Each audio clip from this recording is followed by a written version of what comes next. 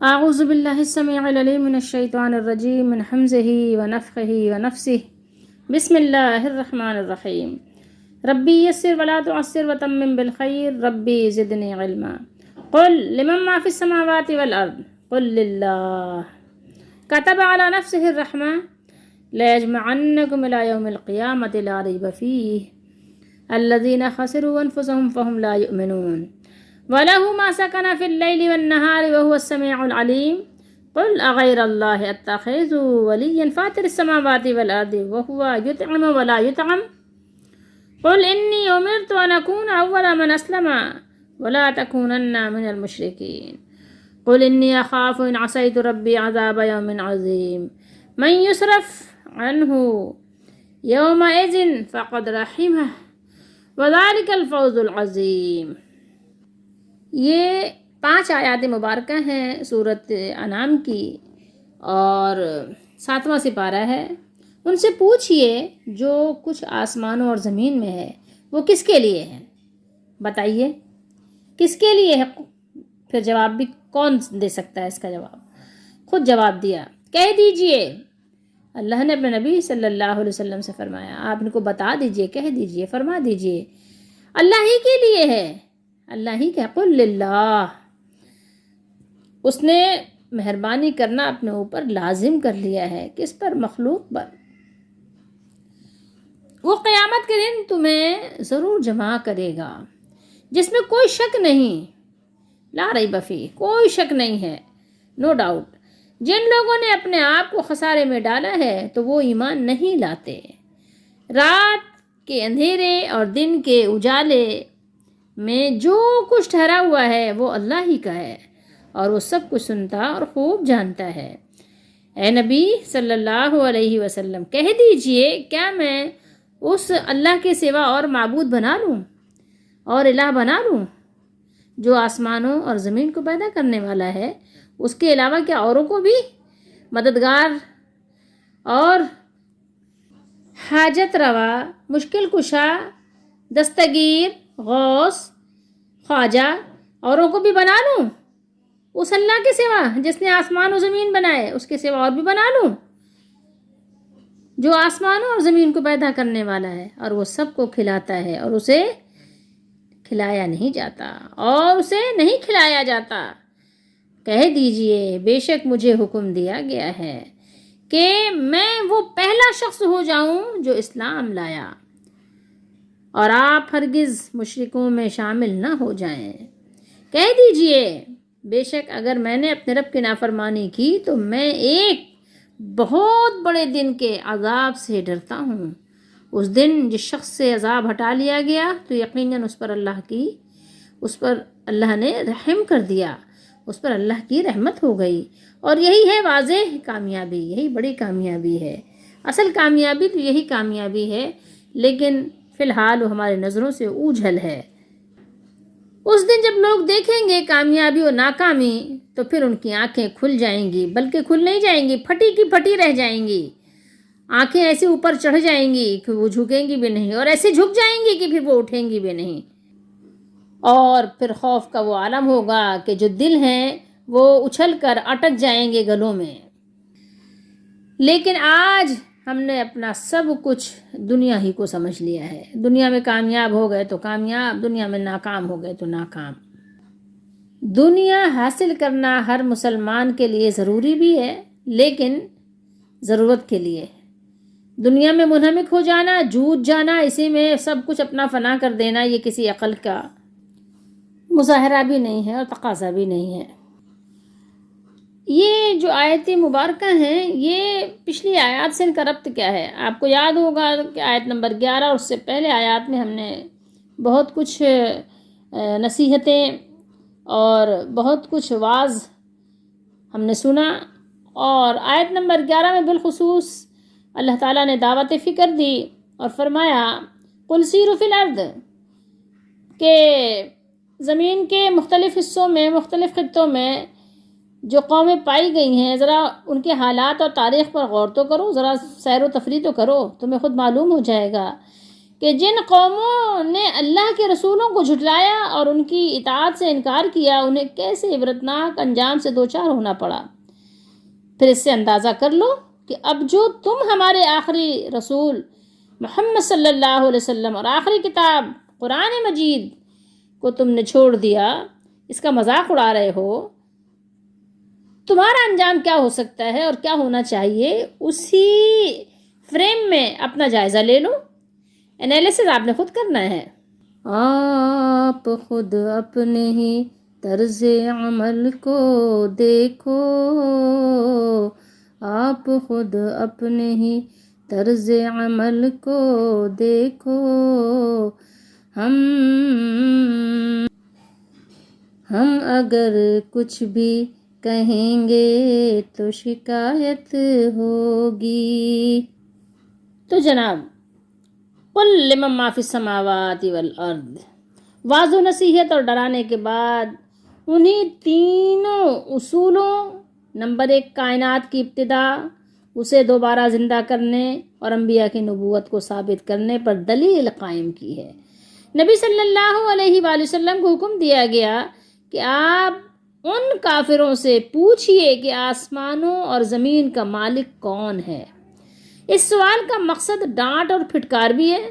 پھر اللہ تعالیٰ نے آپ صلی اللہ علیہ وآلہ وسلم کو حکم دیا کہ آپ خود ہی جواب دیجئے، قل للہ، کہ اللہ کے سوا کون ہو سکتا ہے، کون ہو سکتا ہے۔ اور یہ جملہ بھی رسول اللہ صلی اللہ علیہ وآلہ وسلم ہی کی زبانی ادا کیا گیا ہے۔ کتب علی نفسہ الرحمہ، قاعدہ یہ ہے کہ جب سوال کا جواب ایک ہی ہو اور جس سے سوال کیا جا رہا ہو اس کو بھی اس سے انکار نہ ہو تو سائل خود ہی جواب دے دیا کرتا ہے۔ اس سوال کے جواب میں کفار کو بھی اختلاف نہیں تھا۔ قرآن میں آپ جگہ جگہ پڑھیں گے، ہم سورہ یونس میں بھی پڑھیں گے، سورہ مومن میں بھی سورہ مومنون میں بھی پڑھیں گے کہ کفار اس بات کا برملا اظہار کرتے تھے۔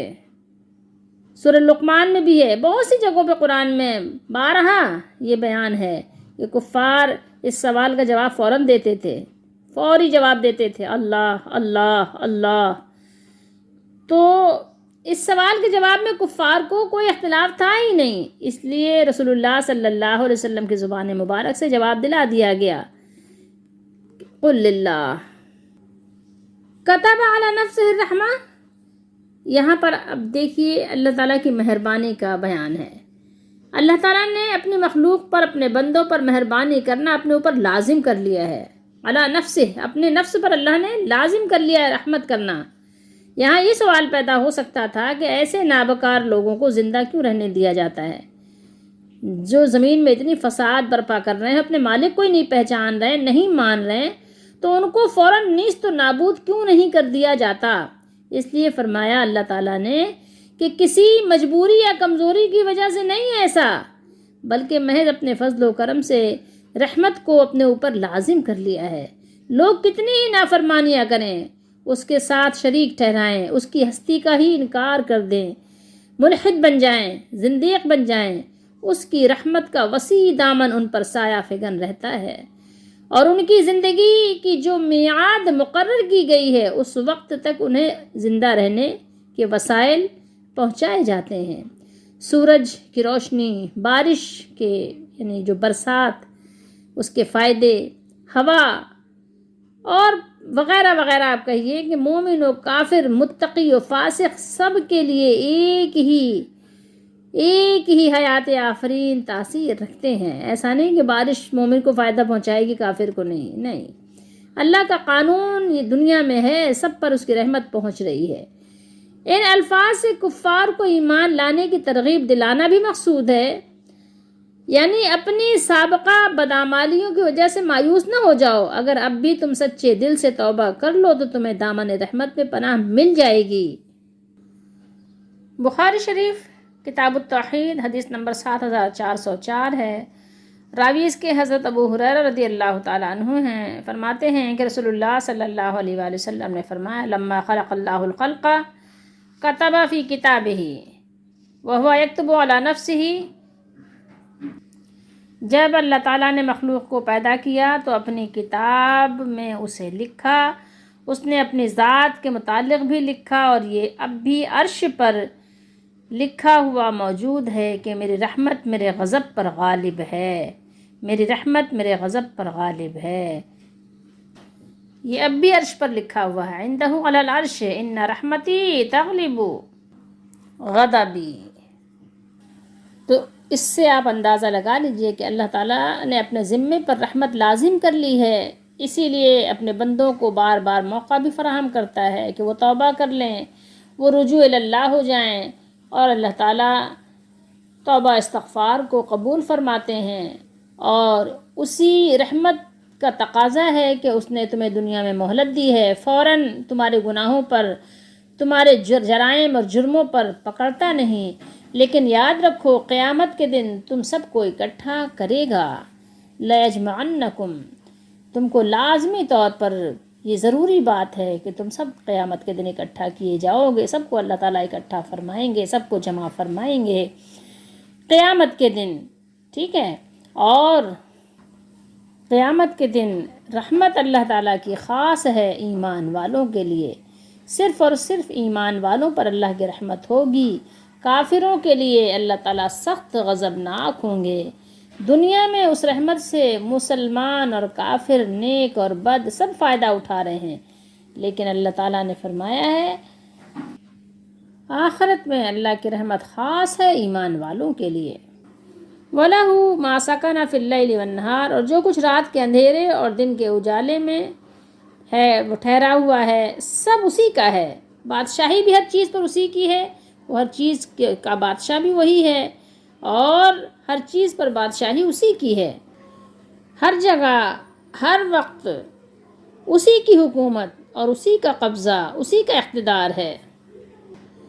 وَهُوَ السَّمِيعُ الْعَلِيمُ، وہ ہر چیز کی، ہر ایک کی دعا پکار سنتا ہے، اور ہر چیز کے عمل اور اس کی ضرورت سے آگاہ ہے، تو پھر کسی اور کو پکارنے کی، کسی اور سے مانگنے کی آپ کو کیا ضرورت پیش آئی؟ وہ سنتا نہیں ہے، وہ بلکہ وہ خوب سنتا ہے، وہ اپنے بندوں کے تمام اقوال کو سنتا ہے، اور ان کی تمام حرکات و سکنات، ان کے دلوں کی دھڑکنوں اور سینوں کی خفیہ باتوں تک کو بھی خوب جانتا ہے۔ آگے فرمایا قُلْ أَغَيْرَ اللَّهِ أَتَّخِذُ وَلِيًّا، ولی کے بہت سارے معنی ہیں، ہم پہلے بھی بتا چکے ہیں، تھوڑا سا اور بھی جان لیجئے۔ ولی کا معنی دوست بھی آتا ہے، مالک و مددگار اور معبود و کارساز کے لیے بھی استعمال ہوتا ہے۔ ولی کے بے شمار معنی ہیں، اور تھوڑے سے اگر صیغے کو آپ آگے پیچھے کر دیں تو معنی بدلتے بھی رہتے ہیں، لیکن یہاں پر ولی کے کیا معنی ہیں؟ یہاں پر ولی کے معنی ہیں مالک، مددگار، الہ، معبود، کارساز۔ یہاں پر یہ معنی بنیں گے کہ کیا میں اللہ کے علاوہ کسی اور کو یعنی اپنا کارساز، اپنا مددگار بنا لوں؟ بنا لوں کسی اور کو؟ کیا تم یہ چاہتے ہو؟ قُلْ غیر اللہ ہے، اللہ کے علاوہ اللہ کے غیر کو بھی اور اللہ کے ساتھ بھی، دونوں معنی آپ لے سکتے ہیں، یعنی اللہ کو بھی مان رہے ہیں، جیسے کچھ کفار ایسے بھی تھے، اللہ کو بھی مانتے تھے اور اللہ کے ساتھ غیر اللہ کو بھی مانتے تھے، حاجت روا مشکل کشا۔ تو یعنی اللہ کے علاوہ کسی اور کو بھی اللہ کی طرح مان لوں، یا اللہ کی طرح اللہ کے ساتھ بھی اللہ کو بھی مانوں اور اللہ کے علاوہ کسی اور کو بھی مانوں کہ کوئی اور بھی دعا ہماری قبول کر لے گا، کوئی اور بھی ہماری مشکل کو دور کر دے گا، کوئی اور بھی ہمیں کچھ عطا کر دے گا۔ تو دونوں صورتیں یعنی نہیں ہو سکتی ہیں، یہ دونوں جو ہے امپاسبل ہیں، دونوں ناممکن ہیں۔ میں اللہ کو چھوڑ کر کسی اور کو کیسے مددگار بناؤں؟ کیا میں اللہ کو چھوڑ کر کسی اور کو مددگار بناؤں جو آسمانوں اور زمین کا پیدا کرنے والا ہے؟ صرف پیدا ہی نہیں کیا، صرف خالق ہی نہیں ہے کہ وہ زمان و مکان کا خالق ہے، بلکہ اسے باقی رکھنے والا اور چلانے والا بھی صرف اور صرف وہی ہے۔ اسے کسی سے کچھ لینے کی ضرورت نہیں باقی، ٹھیک ہے؟ کچھ نہیں ضرورت اس کو کہ کسی سے کچھ لے، ٹھیک ہے؟ سب کچھ اسی کا دیا ہوا ہے، جتنا کچھ بھی ہے سب اسی کا دیا ہوا ہے، سب اسی کا دیا ہوا کھانے والے ہیں، اور ہر لحاظ سے سب اس کے محتاج ہیں، سب محتاج ہیں اللہ کے، لیکن وہ کسی کا محتاج نہیں ہے۔ زمین و آسمان ظرف مکان ہیں، اور رات اور دن ظرف زمان ہے۔ پہلے بتایا کہ بلندی اور پستی میں جو کچھ ہے وہ سب اللہ تعالیٰ کا ہے۔ اب بتایا کہ زمانے کے پیمانے میں جو کچھ ہے وہ بھی سب اسی کی ملکیت ہے۔ تو جب سب زمانیات، مکان اور مکانیات اسی کی پیدا کردہ ہیں اور اسی کے قبضے قدرت میں ہیں، تو پھر ان میں سے کوئی انسان، کوئی جنات، کوئی پتھر یا کوئی اور چیز کیوں کر اس کا ہمسر ہو سکتی ہے، کیوں کر اس کے برابر بن سکتی ہے؟ سوال ہی پیدا نہیں ہوتا۔ وَهُوَ يُطْعِمُ وَلَا يُطْعَمُ، وَهُوَ يُطْعِمُ وَلَا يُطْعَمُ، وہ مالک، وہ الہ، وہ معبود سب کو کھلاتا ہے اور اس کو کھلایا نہیں جاتا، یعنی سب اس کے محتاج ہیں اور وہ کسی کا محتاج نہیں ہے۔ سوچئے اور کیجئے، الہ وہی ہو سکتا ہے، مالک وہی ہو سکتا ہے جو کسی کا محتاج نہ ہو اور ہر چیز اس کی محتاج ہو۔ جتنے بھی دنیا میں لوگوں نے اپنے الہ، اپنے معبود، اپنے خدا بنائے ہوئے ہیں، وہ سراپا محتاج ہیں، احتیاج ہی احتیاج ہے ان میں۔ ہاں، میرا الہ جو ہے، میرا مالک جو ہے، ہمارا مولا جو ہے، جو زمین و آسمان کا خالق ہے، وہی الہ برحق ہے۔ وہ ہر محتاج کی حاجت روائی فرماتا ہے، ہر چیز کو رزق پہنچاتا ہے، اور اللہ تعالیٰ کسی کا محتاج نہیں ہے۔ وہ خود کسی بھی طرح کی احتیاج سے پاک ہے، نہ اس کو کھانے کی حاجت، نہ اس کو پینے کا اس کو احتیاج، نہ کسی اور چیز کا۔ اب تم لوگ خود انصاف کرو کہ معبود حقیقی کون ہے۔ تم جس کے پاس جاتے ہو، جس سے مانگتے ہو، وہ تو خود کسی کے محتاج ہیں، وہ تو خود کسی کے در کے فقیر ہیں۔ تو بتاؤ کہ تم اس کو کسی کے برابر کیوں کرتے ہو، یا کسی کو اس مالک کے برابر کیوں کرتے ہو؟ اب آگے جو آیات بیان ہو رہی ہیں وہ بھی بڑی قابل غور ہیں۔ پہلے تو آپ یہ دیکھیے، قُلْ إِنِّي أُمِرْتُ أَنْ أَكُونَ أَوَّلَ مَنْ أَسْلَمَ، آپ یہ بھی کہہ دیجئے کہ بے شک مجھے یہ حکم ہوا ہے کہ میں سب سے پہلے اسلام لانے والا بن جاؤں، سب سے پہلا مسلمان بن جاؤں، سب سے پہلے اسلام لانے والا میں خود ہوں۔ اور وَلَا تَكُونَنَّ مِنَ الْمُشْرِكِينَ، یہ بات دیکھیے کتنی قابل غور ہے۔ اور یہ کہ اے محبوب صلی اللہ علیہ وسلم، آپ ہرگز مشرکوں میں شامل نہ ہوں۔ ذرا غور تو کیجئے گا ان آیات پر، آیت نمبر 14 پہ ذرا غور کیجئے سورہ انعام کی، کہ ہرگز میں مشرکوں میں شامل نہ ہوں۔ دیکھیے یہ کیا انداز ہے۔ اب اچھا، بہت سے لوگ کہتے ہیں اسلام کا معنی جو ہے نا، اسلام کا معنی ہے پیس۔ صرف پیس نہیں ہے، صرف امن نہیں ہے اسلام کا معنی۔ ایک معنی یہ بھی ہے امن، ٹھیک ہے، لیکن اسلام کا اصل معنی ہے فرما برداری کا۔ کیا مطلب ہوتا ہے؟ مسلمان یعنی فرما بردار۔ جو مسلمان ہے، جو فرما بردار ہے، ظاہر ہے وہ اس کے ذریعے سے امن ہی قائم ہوگا، بدامنی قائم نہیں ہوگی۔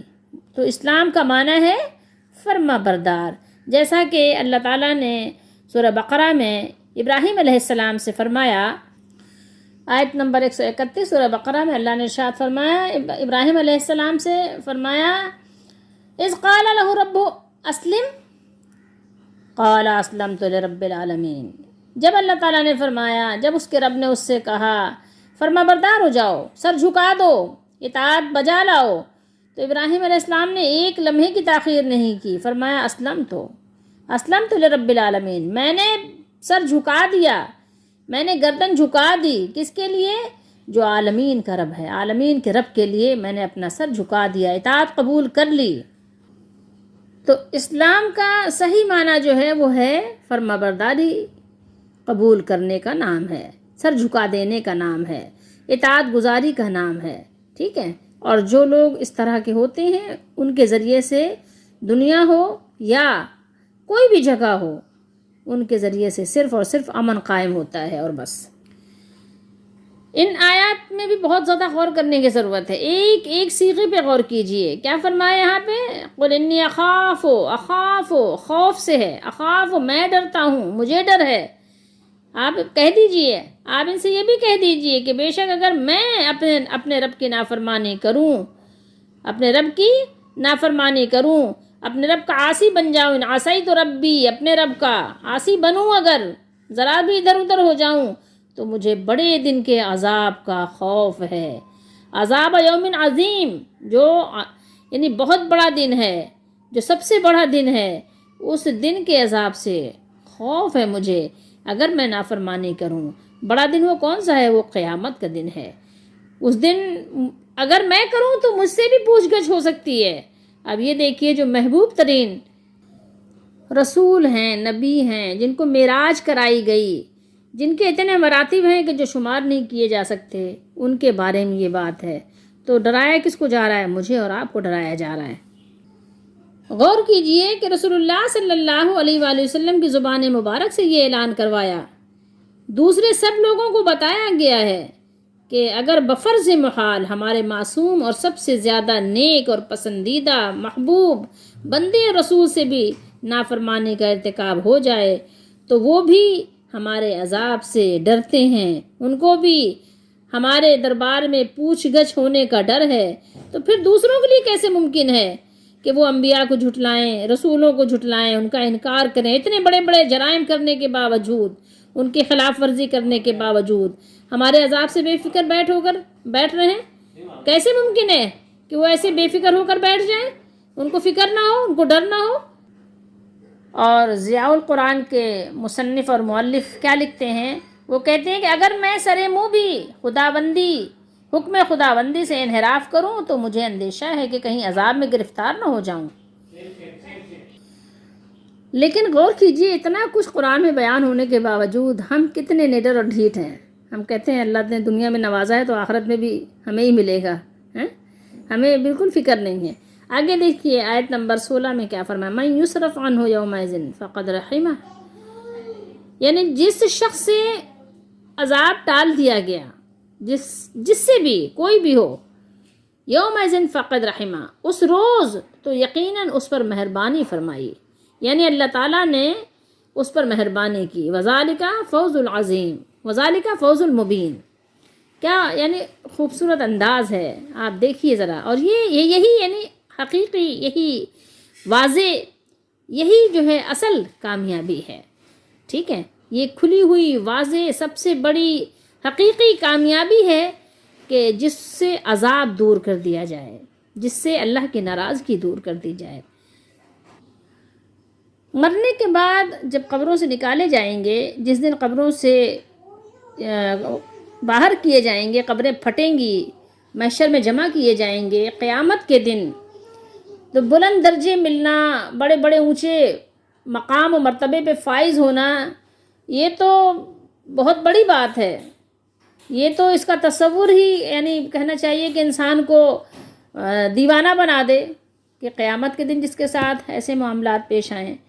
لیکن اصل بات یہاں کیا ہے کہ اگر کسی سے آخرت کا عذاب ہی ٹل جائے تو اپنی جگہ یہی بہت بہت زیادہ کامیابی ہے کہ بیان سے باہر ہے کہ جب سارے لوگ پریشان حال ہوں، اس دن آپ سے وہ پریشانی دور کر دی جائے. تو یہ اصل میں تو بہت بڑی کامیابی یہی ہے کہ جب لوگ ننگے پاؤں، بھوکے پیاسے، ادھر سے ادھر مارے پھر رہے ہوں اور اس دن آپ امن میں ہوں، تو اس سے بڑی بھی کامیابی کوئی نہیں ہے. بلند درجوں کی تو بات کی بات ہے. اب آئیے اس آیت مبارکہ جو ہم نے تلاوت کی ہیں 5 آیات، یہاں پر تھوڑا سا اپنے لیے بھی اس میں سے سبق نکال لیتے ہیں. دیکھیے اس سے پہلے کا جو ربط تھا یہ تھا کہ قرآن نے اور قرآن حکیم نے یہاں پر بھی اور بار بار زمین یعنی آسمان کہ اللہ تعالیٰ نے اس بات کی لوگوں کو دعوت دی ہے، دعوت فکر دی ہے کہ غور کرو، ہر چیز کا مالک اللہ ہے. اور اس سے پہلے قرآن حکیم نے زمین میں سیر و سیاحت کا حکم دیا ہے، اور صرف یہی نہیں بلکہ بارہا دیا ہے. ٹھیک ہے، لیکن یہ سیر و سیاحت، یہ سیر و تفریح صرف اس لیے نہیں ہو کہ دل بہلاوے کے لیے، وقت گزاری کے لیے، بلکہ عبرت پذیری کے لیے ہو. لہو اور لعب کے لیے نہیں، بلکہ علمی مقاصد اور تاریخی نتائج اخذ کرنے کے لیے، تاکہ گزری ہوئی قوموں کے مسمار شدہ محلات، باغات، قلعوں اور شہروں کو دیکھ کر ہم اپنی اصلاح کریں اور ہمیں وہ روز بد نہ دیکھنا پڑے جو اللہ تعالیٰ کی نافرمانی کی سزا میں انہیں دیکھنا پڑا تھا. اس نیت سے سیر و سیاحت کرنا باعث کیا ہے آپ کے لیے؟ نصیحت بھی ہے، ہدایت بھی ہے، جو کہ آپ نے گزری ہوئی امتوں اور اجڑے ہوئے شہروں کے آثار دیکھے اور کھنڈرات دیکھے اور ان کو دیکھ کر آپ نے عبرت حاصل کی، اپنے راہ و رنگ بدلے، اپنے آپ کو آپ نے راہ راست پر لانے کی کوشش کی۔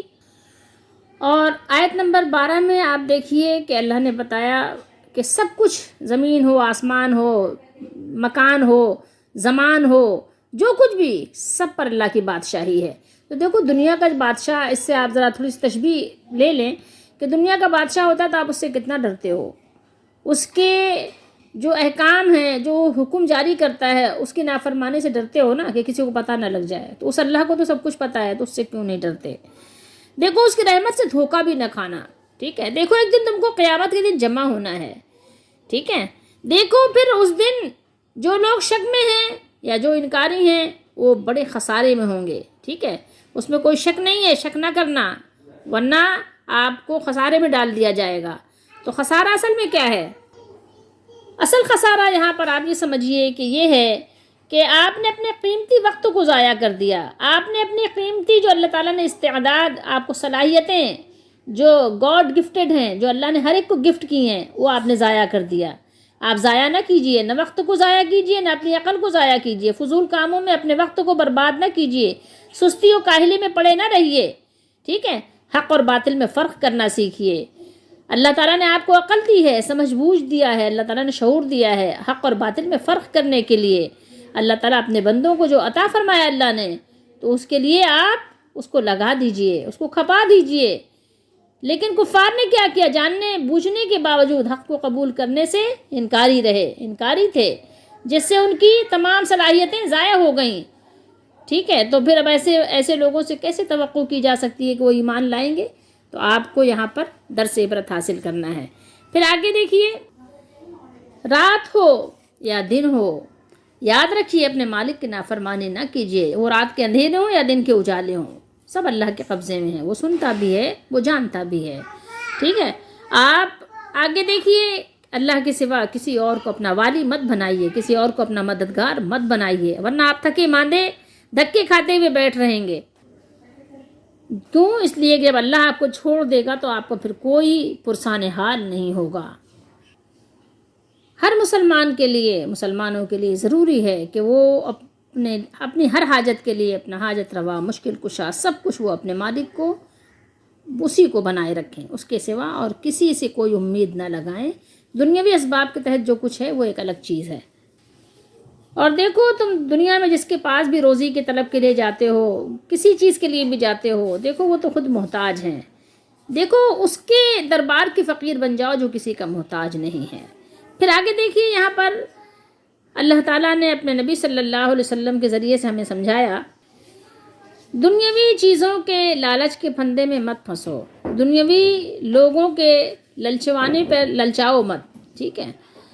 مجھے اور آپ کو اپنے رب کا حکم ماننا ہے، اور حکم کیا ہے؟ اللہ نے اپنے نبی کو جو حکم دیا وہی حکم ہمیں اور آپ کو بھی دیا جا رہا ہے کہ سب سے پہلے اپنے مالک کو پہچانو، اس کی الوہیت، اس کی کبریائی اور اس کی عظمت و جلال کے سامنے سر تسلیم خم کر لوں، اور شرک کی آلودگیوں سے اپنا دامن بچانے کی مجھے تاکید کی گئی ہے۔ ہم اس تاکید کی کیا کریں؟ پابندی کریں۔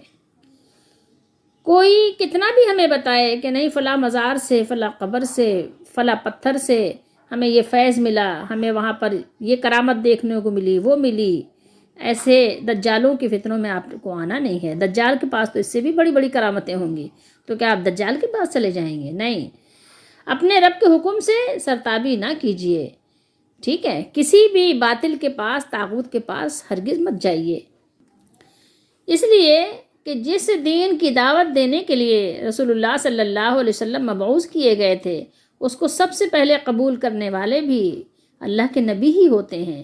اس لیے فرمایا کہ تمام امت سے پہلے مجھے اپنے رب کی وحدانیت اور الوہیت پر ایمان لانے کا حکم دیا گیا ہے۔